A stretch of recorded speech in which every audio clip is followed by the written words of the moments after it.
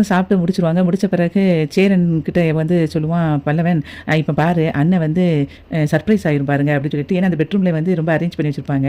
அதில போய் படுக்கிறதுக்காக இவன வந்து அனுப்ப போவாங்க. அப்போ இவன் சர்ப்ரைஸ் ஆயிருவான் அப்படின்னு சொல்லும்போது, பாண்டி வந்து சொல்லுவான், "அப்படிலாம் இவன் என்ன பண்ணாலும் சர்ப்ரைஸ்லாம் ஆக மாட்டானே. எத எடுத்தாலும் குறை தான் சொல்லுவான்" அப்படின்னு சொல்லிட்டு பாண்டி சொல்லும்போது, சோழன் சொல்லுவான், "இவன் ஏன்னா இப்படி கடுப்பேத்திக்கிட்டு இருக்கான் என்னைய?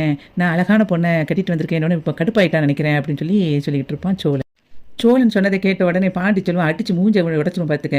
நான் இதுக்கு வந்துட்டு இப்படி பொறாமப்பட போறேன்" அப்படின்னு சொல்லிட்டு இருப்பான். உடனே சேரன் சொல்லுவான், "எப்பா போதும்ப்பா நீங்க 2 பேரும் போட்ட சண்டைலாம்" அப்படின்னு சொல்லிட்டு இருக்கும்போதே இவன் சொல்லுவான், சோழன் சொல்லுவான், "நீங்க ஃபர்ஸ்ட்டு ரூம காட்டுங்க. அதுக்கப்புறம் நான் சர்ப்ரைஸ் ஆகுறேனா இல்லையான்னு பார்ப்போம்" அப்படின்னு சொன்ன உடனே சரின்னு சொல்லிட்டு கதவை திறந்து காட்டுவாங்க. அங்க பார்த்தா ஃபர்ஸ்ட் நைட்டுக்கு ஏற்பாடு பண்ற மாரி எல்லாம் பூ அலங்காரம்லாம் பண்ணத பார்த்த உடனே இவன் அப்படியே பார்ப்பான். பார்த்த உடனே இவங்க 2 பேரும் மாறி மாறி கண்ண காட்டி காட்டி சோழன்ட்ட எப்படி இருக்கு அப்படின்னு கேட்பாங்க. பாண்டியும் சேரனும். உடனே அவன் சொல்லுவான், "இதெல்லாம் யாரோட வேலை?" அப்படின்னு சொல்லி கேட்பான் சோழன்.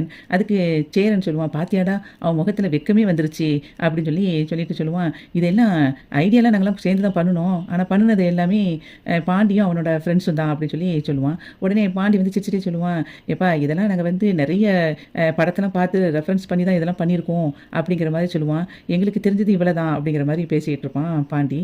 சோழன் வந்து உடனே சொல்லுவான், "இதெல்லாம் இப்போ வேண்டாண்ணா" அப்படின்னு சொல்லுவான். உடனே சேரன் சொல்லுவான், "எதுக்குடா?" அப்படின்னு கேட்கும்போது, "இது இதுக்கான நேரம் இல்லைண்ணா" அப்படின்னு சொல்லிட்டு இருக்கும்போது, பாண்டி உடனே சொல்லுவான், "இதெல்லாம் நான் பண்ணியிருக்கேன்ல, அதனால அவன் சொல்றான்" அப்படிங்கும்போது, சோழன் வந்து சொல்லுவான், "டேய் டேய் அப்படிலாம் நினைக்காதடா. நான் அதுக்காக சொல்லல. நாங்க வந்து ஓடி போய் அந்த போலீஸ் ஸ்டேஷன்ல உயிருக்கு பயந்து போய் கல்யாணத்த பண்ணுனோம். அவங்க அப்பாவெல்லாம் வந்து எதிர்த்து பண்ணுனது தான் அவளுக்கு. அவங்க அண்ணன்லாம் என்ன பண்ணா பார்த்தீங்களா? எங்கள கொலை பண்ணவே வந்தாங்க. இப்போ இந்த மாதிரி சூழல்ல வந்து இந்த மாதிரி ஏற்பாடு பண்ணா, அவ எவ்வளோ மைண்ட் வந்து அப்செட் ஆகி போயிருப்பா. இந்த நேரத்தில நான் பண்றது நல்லாவா இருக்கு? அப்ப வந்து என்ன நினைப்பா? நான் வந்து அவள புரிஞ்சுக்கவே இல்லன்னு தானே நான் நினைப்பா. நான் அதுக்காக தான் இத மாரி சொல்றேன். இப்போ இது தேவையில்லன்னு நினைக்கிறேன்" அப்படின்னு சொல்லிட்டு பாண்டிகிட்ட வந்து சொல்லுவான் சோழன். "டேய் பாண்டி நீ வந்து ஃபீல் பண்ணாதடா" அப்படின்னு சொல்லும்போது, "எங்களுக்கு இதெல்லாம் தெரியாதுலடா. அது தெரிஞ்சிருந்தா கண்டிப்பா இதெல்லாம் பண்ணியிருக்க மாட்டோம்" அப்படின்னு சொல்லும்போது, சேரன பார்த்து சொல்லுவான், "அண்ணே இது இப்போ இதுக்கான நேரம் இல்லைன்னா, தயவுசெய்து தப்பா நினைக்காத. இதெல்லாம் எடுத்துடலாம்" அப்படின்னு சொல்லும்போது, "ஏன்டா இதெல்லாம் எடுக்கணும்? அது பாட்டுக்கு இருந்துட்டு போட்டும்" அப்படின்னு சொல்லும்போது, பாண்டி சொல்லுவான், "லூசாண்ணா நீ?